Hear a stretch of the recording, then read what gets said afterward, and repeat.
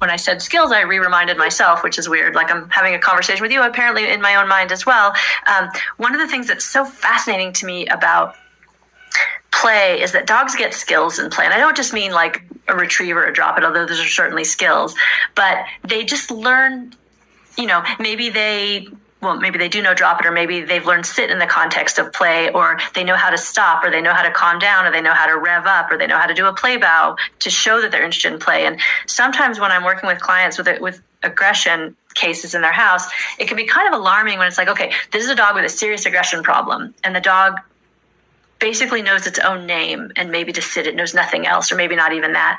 But when you think of play as a set of skills, like to go and get your toy when you're told to, or to bring it, or to hold on to a tug toy but not move up the rope or whatever.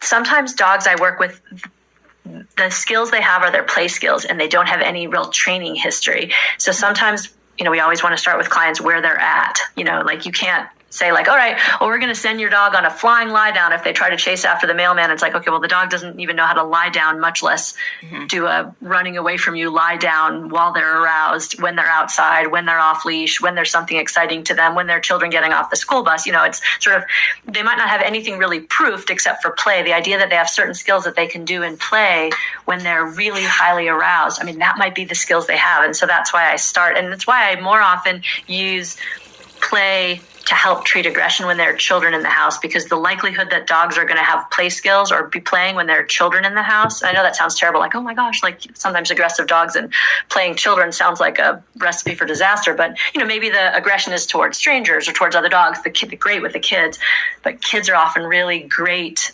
teachers in terms of the play skills that dogs have. They're just skin puppies, so it's right, exactly. I wonder, you were saying that dogs, they have an easier time learning emotional control because there are rules. And I'm wondering if it's not one of those things that flows both ways. They can learn the rules in play because there's emotional distance. It's a different emotional context than where similar behaviors might be showing up with different contingency, different emotional context, like being actually afraid, like pretending to be chased is a different emotional experience than actually being chased.